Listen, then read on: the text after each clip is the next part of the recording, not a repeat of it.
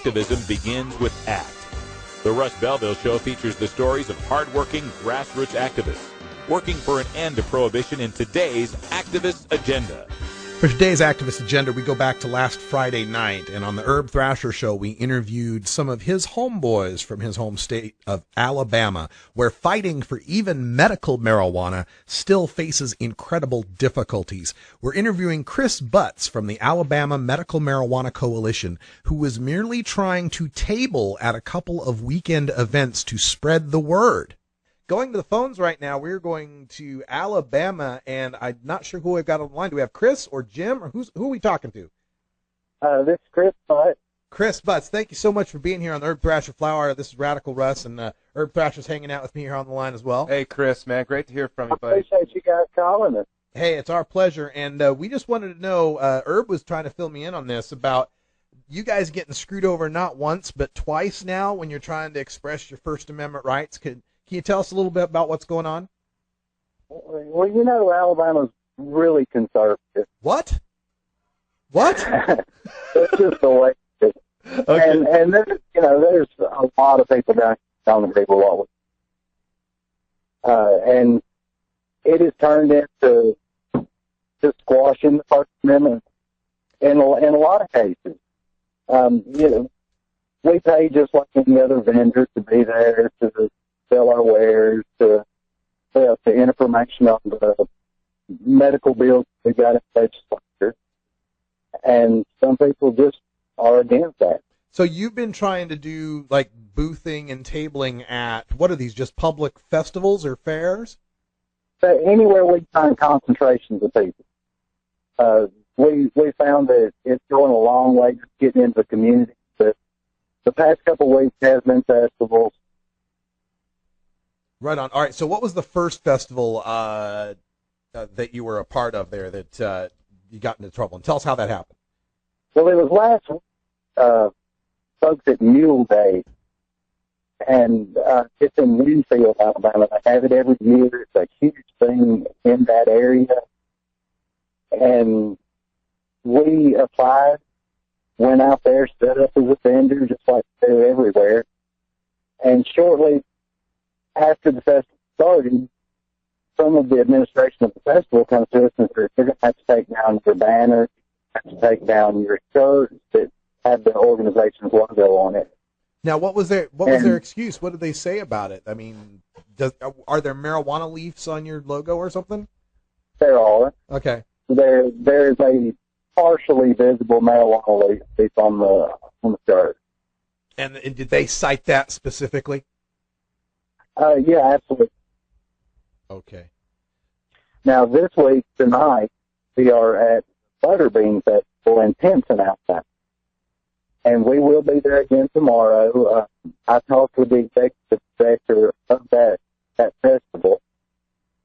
And, he's talking in circles. He says we didn't fill out things right, give away information, and take signatures and sell away. So, I appeased. I said, okay, we'll take down our banners, paper shirts. We're not going to have, we're not going to collect signatures, but they still all that there and sell over. All right, so you get to be there for signature gathering, and you can try to talk to people about the Alabama medical marijuana law that you're working toward, but no vending, no tabling, no big banner. No banner, no collect signatures, but we can't sell our merchandise, and we can say anything we want to. So we can still talk about the legislation. We just can't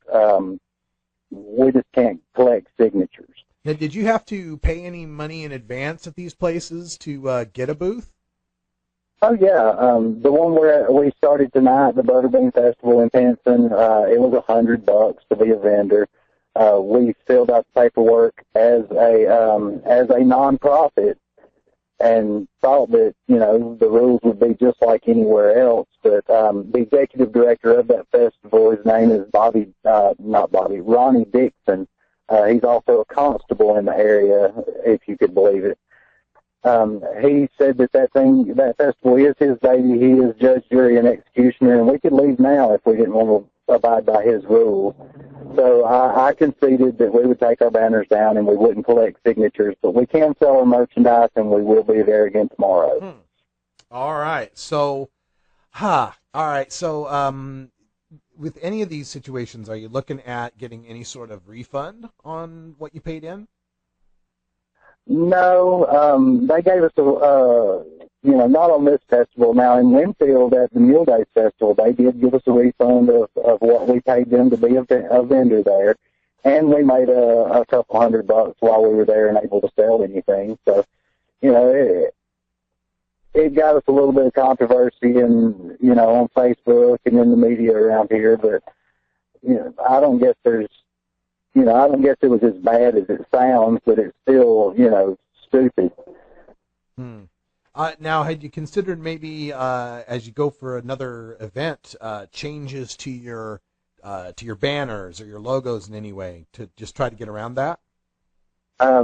No, I mean, I'm a graphic artist by trade. I've been doing print graphics for the past 20 plus years. I built the logo, and the logo will be remaining just like it is. Right on, man. That's great. All right. So, what's next as far as getting getting Alabama in the column of medical marijuana state? What do you have to do? Well, there is no ballot and referendum in the state of Alabama. Everything that goes into law comes through the legislature.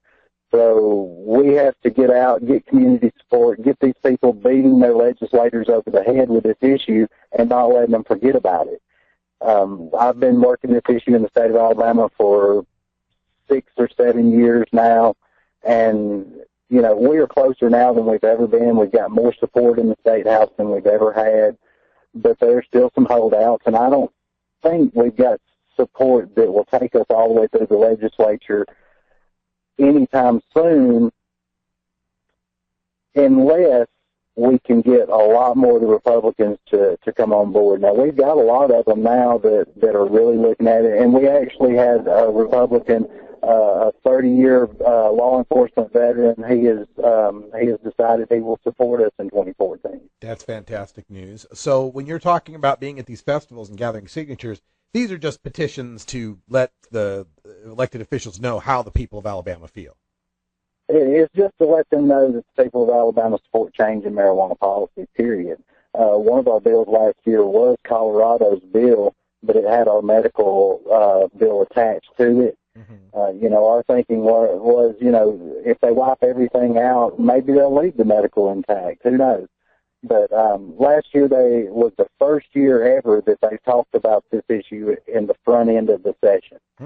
We have always been relegated to the last 5 days of the session and not enough time to do anything. But last year they killed one of our bills the second day of the session, and we filed 5 more behind it. The fact is we're not going away. 20 states and Washington, D.C. have put medical marijuana on the books, and we intend to see it through until Alabama's another one. All right, that sounds great. And so this is, this gives me a little perspective on it, because when these festivals are not letting you table and everything, it's not like they're worried that you're going to gather so many signatures you'll get something on the ballot. This is just informing people. This is just education, and they're against that. That's really remarkable. It really is. And, if you look through our Facebook page and look through all of our pictures, it's not the 20-year-old nose rings and pink hairs that's standing at our table. It's 70-year-old women. It's 65-year-old men who drive into West End, which here in Birmingham, that's a war zone, to get marijuana because they've got cancer. We've overwhelmingly got elderly people that come to our events and come to our table when we're at these festivals. Yeah, and that's, the danger that you mentioned, having to go into, desperate areas of town and deal with the criminal market, and especially elderly people that can be so easily taken advantage of. That's really scary, and we need to get some safe access out there in Alabama. Chris Butts, you're with the Alabama, I don't know the exact name, it's Alabama... We are Alabama Medical Marijuana Coalition. Our website is ammjc.org.